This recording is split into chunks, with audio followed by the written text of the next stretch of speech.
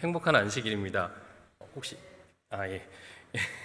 오늘 저희 가족이 안식일 학교 순서를 맡게 돼서 정말 감사드립니다. 그리고 특별히 이 순서를 준비하면서 저도 한번 또 하나님께서 저희 가족을 돌봐주신 거에 대해서 또 생각할 수 있는 기회를 주신 하나님께도 감사드립니다. 오늘 이 시간을 통해서 하나님 혼자 영광 받기를 원합니다. 먼저 저희 가족을 소개하도록 하겠습니다. 사진 속의 모습은 지금 저희의 모습과는 아주 조금 다릅니다. 한 15년 정도 전쯤에 저희 김하연 집사와 저와 이렇게 만나게 돼서 하나의 가족을 이루게 되었고요. 그러면 저희 저희 부부부터 소개를 좀 드리도록 하겠습니다.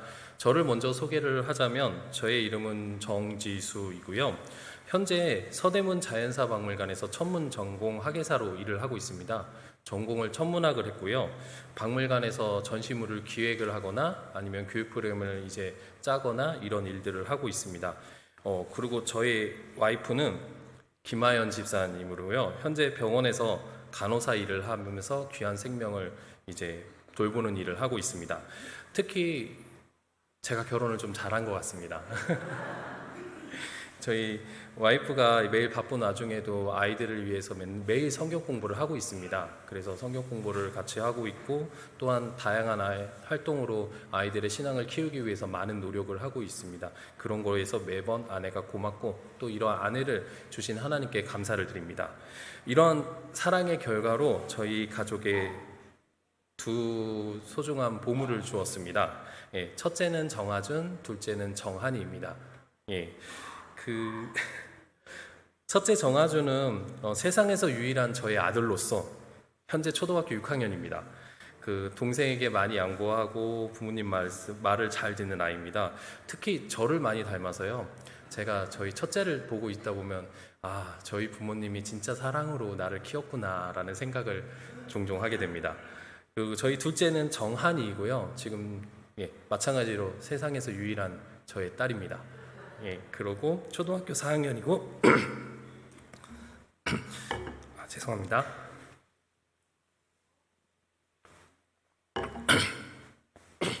죄송합니다. 노래 부르는 거를 되게 좋아합니다. 찬양하는 것을 좋아하고 주위에 긍정적인 에너지를 베풀 수 있는 아이입니다.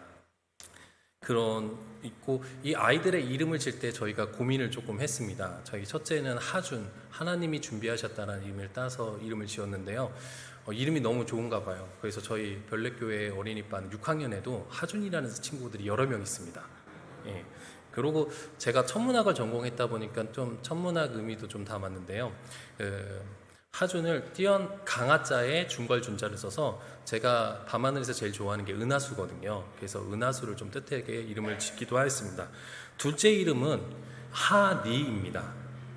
한이라고 하는 거는 하나님의 문이라는 뜻에서 한이라고 이름을 지었습니다.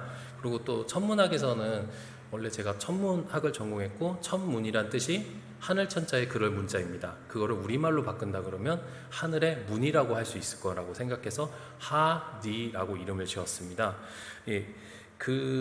이러한 이름을 짓고 저희가 하나님이 보살펴준 덕분에 이렇게 내 가족이 행복하게 잘 살고 있습니다. 제가 천문학을 전공하기도 하였고 이제 별사진 찍는 걸 좋아하다 보니까 제가 찍은 사진들이 몇 장 있어서 그 사진을 보여드리면서 하나님이 뜻하신 하나님이 알려주신 사랑에 대해서 조금이나마 성도님 앞에서 이야기를 드리고자 합니다. 이 사진 어떠신가요? 이거는 소백산 위에서 올라가서 찍은 사진이고요. 원래 별은 우리 눈으로 봤을 때 작은 점처럼 보이는 별이 움직이지 않고 멈춰 있는 것처럼 보입니다. 하지만 실제로는 별들은 움직이고 있습니다. 그래서 카메라로 오랜 시간을 담아두게 되면요, 이렇게 별이 움직이는 모습들을 확인을 하실 수가 있고요. 이거는 한 1시간 정도 빛을 담아두신 사진입니다. 그리고 혹시 여기가 어디인지 아시나요? 가보신 분도 있으실 것 같은데, 맞습니다. 강화도에 있는 고인돌에서 찍은 사진입니다. 관광하시러 가실 때는 낮에 가지만 저는 이렇게 별사진 찍으려고 밤에 찾아뵙게 되는데요. 혹시 북극성에 대해서 아시나요? 예, 저희가 북극성 하면 되게 유명하잖아요. 그래서 매우 밝은 별이라고 생각을 합니다. 그래서 실제로 많은 사람들이 북극성이 하늘에서 제일 밝은 별이라고 생각하는 경우가 많은데, 북극성은 하늘에서 밝은 별이 아닙니다. 한 순위로 따지면 한 50위 정도 되는 게 바로 북극성입니다. 그런데 왜 북극성이 유명할까요? 네, 맞습니다. 예, 지금 보이시는 사진을 보시면은 가운데 얘네들이 원을 그리면서 운동을 하고 있잖아요. 그 원의 가운데에 해당하는 별이 바로 북극성입니다.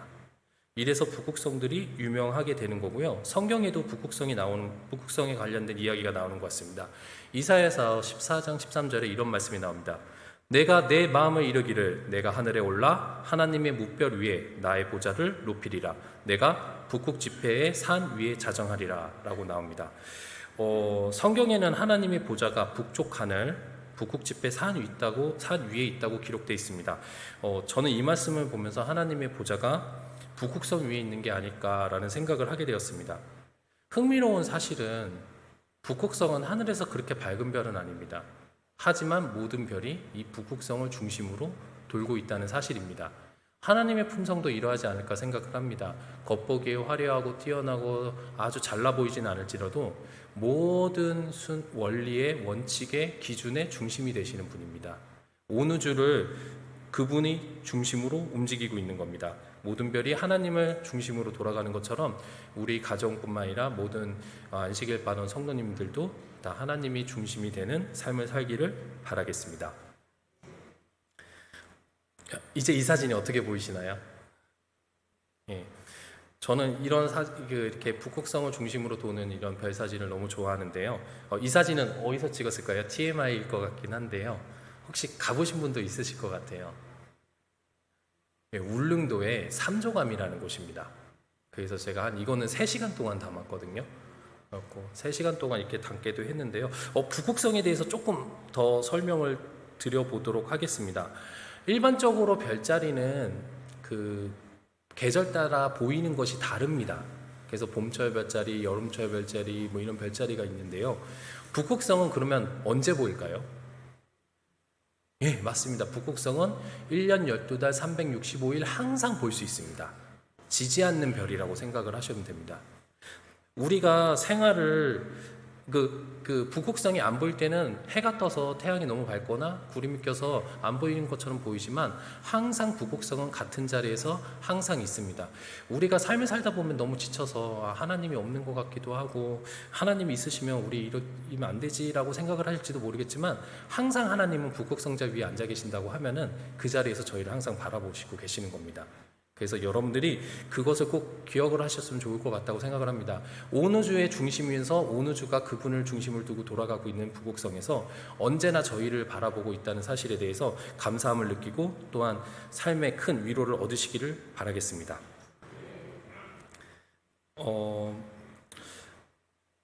제가 다음으로 이야기 드릴 거는 달 얘기를 조금 해보도록 하겠습니다. 제가 천문학을 전공하고 별을 보여주는 걸 즐겨하다 보니까 많은 분들에게 달을 보여드립니다. 이렇게 달을 보여드리면 진짜 크게 감동을 하세요. 그리고 너무 멋있다, 대단하다 이런 얘기를 하고요. 상상력이 많은 어린이 친구들은 이 달을 보시면서 달을 망원경으로 보면서 저 우주여행하는 것 같아요 라는 표현을 많이 합니다. 근데 실제로 우주여행한다는 표현이라는 게 맞다고 느끼는 게 실제로 달은 우리 지구랑 다른 모습을 가지고 있기 때문에 우주를 탐험하는 기분이 든다라고 생각하는 것 같습니다. 자세히 보면은 달에는 이렇게 움푹움푹 파인 모습들을 많이 볼 수 있게 되는데요. 이런 것은 바로 운석이나 소행성들이 충돌하면서 생긴 크레이터라는 것입니다. 그런데 지구에는 이런 크레이터가 많이 있지 않습니다. 하지만 달에는 이런 크레이터가 많이 있습니다. 왜 그럴까요? 달에는 이런 크레이터가 많은 이유는 보호막이라고 할 수 있는 대기권이라는 것이 없기 때문입니다. 실제로 지구와 달 모두 다 무게가 있습니다. 무게가 있는 것은 중력이라는 것이 있기 때문에 우주에 떨어뜨리는 돌덩어리들을 끌어당겨서 자기 쪽으로 끌어당기게 됩니다. 그래서 지구도 달도 엄청난 돌덩어리들이 들어오게 되는데 하나님께서 진짜 저희는 살기 좋게 하라고 대기권이라는 보호막이 있어서 그 돌들이 지구로 떨어지기 전에 다 불타서 없어집니다. 하지만 그런 보호막이 없는 달에는 그 돌들이 바로바로 떨어져서 삶이 살 수 없는, 생명이 살 수 없는 곳이 되는 거죠. 지금 보시는 사진은 2020년에 쌍둥이 자리 유성 오실 때 제가 찍은 사진인데요.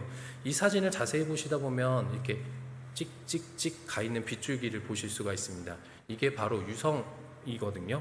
이 유성 같은 거는, 이 유성을 본다는 거는 하나님께서 우리를 보호하기 위해 우리 눈에는 안 보이지만 대기권이 작동하고 있다라는 사진이라고 생각하시면 되실 거라고 생각합니다. 이 사진은 2021년 페르세우스 자리 유성우를 찍은 사진인데요. 실제로 우리 지구에는 약 하루에 4,000에서 6,000개 정도 돌들이 떨어지고 있습니다. 그런데 그런 돌들이 한꺼번에 몰아서 떨어질 때가 있어요. 그런 거를 저희는 유성우라고 합니다. 그래서 유성우라 해서 한꺼번에 떨어질 때 그런 걸 보시면은 엄청 큰 감동을 느낍니다. 특히 저는 더 큰 감동을 느끼는 이유가 저것을 보면서 하나님이 나를 위해서 이렇게 보호를 하고 계시구나 라는 생각을 해서 더 큰 감동을 느낍니다. 여러분들도 TV에서 유성우가 떨어진다라는 얘기를 들으신다면 좀 졸리시더라도 밖에 나가서 이제 별이 떨어지는 걸 보시면서 또 하나님의 보호하심을 체험해 보시면 좋을 것 같다라고 생각을 합니다. 저희 달에 대한 얘기 계속 한번 얘기하도록 하겠습니다. 달은 태양계에서 정말 특이한 위성입니다. 그 특이한 것 중에 하나가 바로 크기입니다. 그 지구의 한 4분의 1 정도 되는 반지름을 갖고 있는데요. 이게 왜 특이한 점이냐면 보통 태양계에 달 크기 정도의 위성이 많이 있습니다. 지금 여기 보시는 게 제일 오른쪽 아래에 있는 게 지구이고요. 제일 왼쪽 앞에 있는 게 달입니다. 근데 달 크기 비슷한 애들이 있어요. 근데 달 크기 비슷한 애들은 바로 목성이나 토성의 위성입니다. 목성이나 토성은 우리 지구보다 훨씬 크기 때문에 그 크기의 작은 위성들이 달려있는 거는 뭐 이해가 되는 건데, 신기하게도 지구의 4분의 1 정도 달이 지구의 위성으로 달려있는 거는 과학자들도 잘 해결하지 못합니다. 그래서 여러 가지 이론으로 추측을 하긴 하지만 아직 명확한 답을 알지 못하는데요. 근데 이러다 보니까 아주 재미난 일이 발생했습니다. 어떤 일이 발생했냐면 여러분들 태양이 클까요? 달이 클까요? 예, 당연히 태양이 큽니다. 하지만 달이 태양보다 가까이 있기 때문에 우리 지구에서 봤을 때는 달하고 태양하고 크기가 비슷합니다. 그래서 어떤 날 태양 앞을 달이 이렇게 싹 가리게 되면 태양이 완전 사라지게 됩니다. 그걸 가리켜서 저희는 일식이라고 합니다. 예, 제가 이거는 2016년에 인도네시아에 가서 제가 찍은 개기일식 사진인데요. 이런 개기일식을 한번 보시면은요, 진짜 큰 감동을 느끼세요. 꼭 가서 그런 걸 보시면 좋겠고요. 솔직히 이렇게 앞에 나와서 순서를 하고 있는 입장에서 저는 되게 내성적인 학생입니다라고 말을 하기는 좀 죄송하지만 원래 이렇게 좀 친해지면 말을 잘 하게 되고 또 하나님께서 도와주셔서 이렇게 앞에 나와서 얘기를 하지만은 저도 되게 내성적인 사람이거든요. 근데 이제 그런에도 불구하고 이 일식이 일어날 때는 이거를 보면요, 제가 막 소리를 지르고 굉음을 냅니다. 와! 막 이러고 막 이렇게. 근데 되게 이상한 게 아니라요, 모든 사람이 다 그러고 있어요. 그런 경험을 할 수 있습니다. 여러분들도 그런 경험을 꼭 한번 해보셨으면 좋겠고요. 이런 일식이 너무 신기한 이유가, 만약에 저희가 반팔을 하고 있었다면 갑자기 해가 사라지면요, 여기 햇살이 비치는 게 멈춰가고요, 갑자기 오싹해집니다. 그리고 많은 동물들이 해가 뜨면 밖으로 나왔다가 해가 지면 바로 숙소로 들어갑니다. 그런데 갑자기 해가 지니까요, 밖에 나갔던 가족들이 들어오고 새들이 나무 위에 올라가서 노래를 부르고 막 이상한 일이 벌어집니다. 그러니까 사람들이 너무 신기하고 대단하다고 느끼는 경험을 하는 겁니다.